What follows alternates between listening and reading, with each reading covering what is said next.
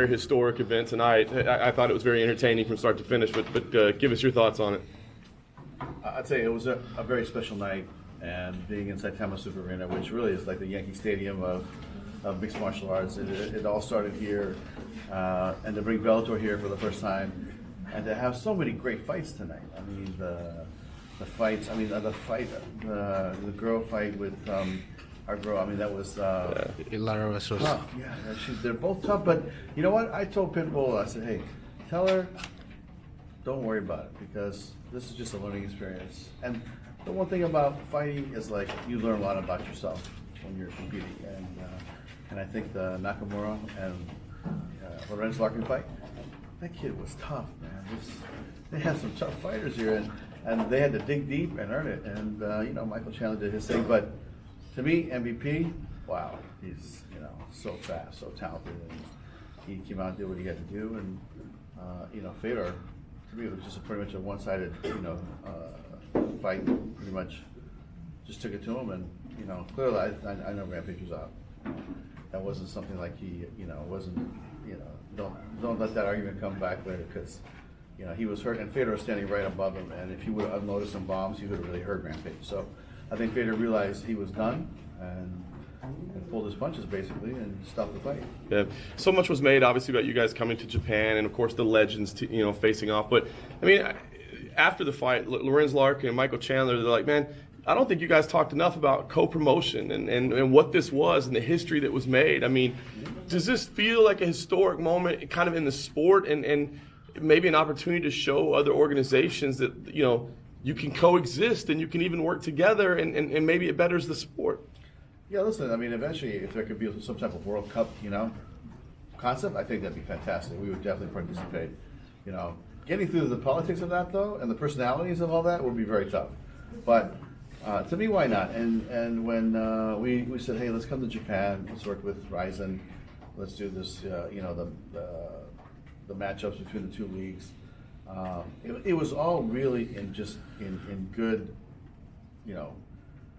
good respect, good, common goal, grow martial arts. I mean, for a long time, I feel like they had a little bit of a lull here in Japan, and I feel like this is an event that could help, catch the next wave, so to speak. And I feel it. I mean, we had a great audience tonight, and I know that Sakibara on Tuesday we'll have another 3,000 or 4,000 people. To have on a Sunday at 12 noon, have 16,000 people or whatever it was, that's an amazing task, and they did a great job helping us promote this fight. And to me, it is historic, because I can feel the wave coming, and whatever we can do to help that wave continue and build here in Japan, because I think it's an important country to maintain and grow mixed martial arts, because this is where it all started, right? This is when I say it all started. If you look at the history, there was, UFC in '93, but before '93, there was, already combat mixed martial arts here, and different versions, varieties. But this is, this is where martial arts, one of the foundations of martial arts is, and it's important. It's an important territory, and so I think that if we can help, keep it healthy, we'd love to do it.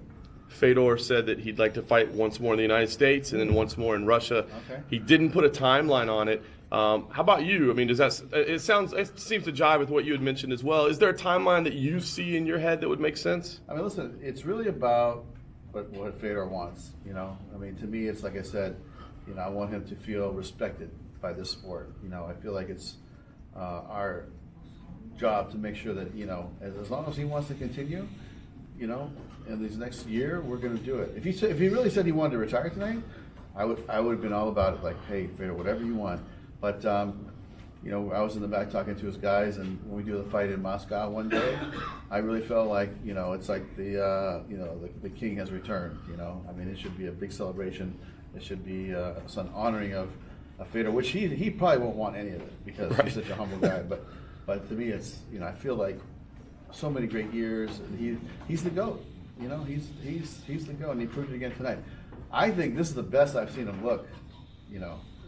I think in the last year and a half. And so, take it for what's worth.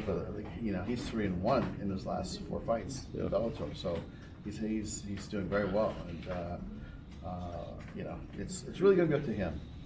Last thing for me, Larkin and MVP, you're both aiming for Lima. I wonder if either of them has an inside track, and the fact that Lorenz missed weight, does that kind of take him out of eligibility, or can you look past that? No, we can look past that. I mean, listen, he came a long way, and it's it's not an easy task, and I think that the flight, the trip, the amount, it's just a different environment. I think, and the time frame is different. I think that's a lot to do with it. I mean, the guy's fought I don't even know what his record is offhand, but I think he's like in 20 fights, 24 fights, whatever it is, he has never missed weight. Right. So we got to give him a pass for that one. Yeah. So does either one of those guys have an inside track on Lima right now, or? I mean, to me, I think the fight that we would like to see is Lorenz fight Lima, because he hasn't fought him before. But I'd also like to see Lorenz fight MVP too. So. We'll see. We're going to mix it up. We're going to have some fun with that weight class. Lorenz said they're very cool. In fact, he tried to say they were related, and he doesn't want to fight him. He said he likes the guy too much. He doesn't want to fight him. Oh, is that what he said? Yeah. You know what? We'll have a conversation. Don't get too close. Do you think about title shot for Federer? I mean, that's something that it would really be up to him, honestly. I mean, he's like I said, he's 3-1 with this organization, and he looked fantastic tonight. So, if it's something he wanted, we could definitely work towards that. But I'm not sure if that is all that important to him. Maybe you know more than I do, but I haven't really sat down and talked to him. I just said, look, Fedor, you just go rest, take care of your family, and we'll be in touch. And let us know what you want to do, and we'll make it happen. Should we book our flights for next December, or? Listen, I have not talked to Saki Ibarra, but I think it was something really special, and I think that we would like to continue and do this. Maybe next time it's a 5-on-5 match. It's on the one night, and then a couple fights the next day. But listen, if they want to keep doing it, we'll keep doing it. I think it's like I said, something that's a very special moment in time, and I think that the fans get excited about a dual meet like this, because it's not just like another fighter in your own league, or I call it sometimes like an intramural fight. It's like you have an intramural champion. It's like why not mix it up? Was this the largest live attendance for a Bellator event ever? No, I believe that. I believe we had one that was larger. I think San Jose might have been larger. Or, I'm not sure. I have to research it. But Saki Rivera did tell me when I was on my way over here that this is the biggest attendance and gate for a non-Japanese mixed martial arts company to do a fight at Saitama Super Arena, or even in Japan. So that means that. What other companies have been here? I'm trying to think. Well, what other? been here, Okay. One FC's been here. I don't want to mention any names, but now that you're talking about, but yeah, so UFC came here for a while. They don't promote in Japan anymore, but One FC's been here. But he said by far has the biggest attendance, paid attendance, and gate, and so I think it's something that I think we did a great job. We brought some great fighters. He did a great job. I think people were really excited about the matchups between the two companies. So, we'll definitely come back if he wants to do it again. Congratulations on a great event. Is there anybody you personally would like to see Fedor fight next? Well, the guy that keeps knocking on the door is Josh Barnett. That's the name I was thinking of. Yeah, He had makes an sense. unfortunate situation 2 weeks ago or a week ago in Hawaii, and he was sick. And I've been texting with him, and he's recovering and getting back. He'd like to fight end of January. I said that's not going to happen because LA is already so really booked up. But we'll get Josh in there. I'd like to see him fight the same opponents. Yeah, it works out. And if there's something Fedor would like to do, and I know Barnett would like to do it, he told me he wants to fight Fedor. So maybe that's a fight that we can put together. Thank you. I have one question. What's you think in your mind about Michael Chandler return after the loss and take the victory, and because Patricio of course is busy right now with Grand Prix, and the champ needs to be focused in one division. I mean, look, Michael is tremendous talent, tremendous power. You saw his power today. I mean, the guy can punch like nobody's business, and he is a tough athlete. But my hope was that Pitbull wouldn't have got hurt, and we would have been able to squeeze a fight in with those guys in between. But didn't work out. Now we're back at the drawing board. But I think maybe sometime in the summer between the matches, we could fit one in. That's my hope. In the meantime, you know, Benson Henderson's going to be healed up pretty soon. We'll put him back in there.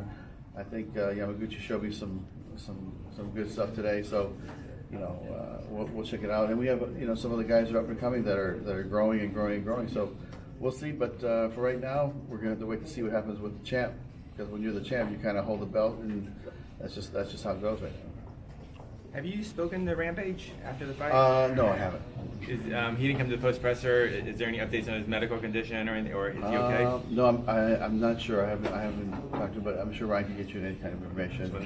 Yeah, I don't think if he would have went to the hospital, I'm sure I would have heard about that. So he might just be in the dressing room, just kind of taking a break, because I'm sure this was not the outcome that he saw happening. So you know, it's it's just, you know, heavyweights. If you fight Fedor looked great. You know, it was not a good night for you, and you know, I'm sure he's not feeling too good right now. Is there a future with Rampage still with Bellator, either at heavyweight or 205? You know what? That's something that we could continue to. I don't even know if he wants to fight anymore. Honestly, I got to sit down and talk to Tiki, but you know, that's all premature at this point. Do you have any news about another Russian heavyweight, Minakov? I Yes. heard he had problems with visa. Yeah, we tried to get him in, and it was a lot tougher to get him in. But you know, we'll try again, because we want him to come fight US, and if not, we'll fight him in Europe. So we'll get him busy soon. But yeah, we did have a problem trying to get him back in. Is that a new problem right now for promoters, Russian fighters, and visas right now, or just world travel? You know what? I think you could probably figure that one out. I don't want to make a comment on that, but I think you could probably figure out what's going on over there. Thanks, guys. Awesome. Thanks, guys. That's my Minakov.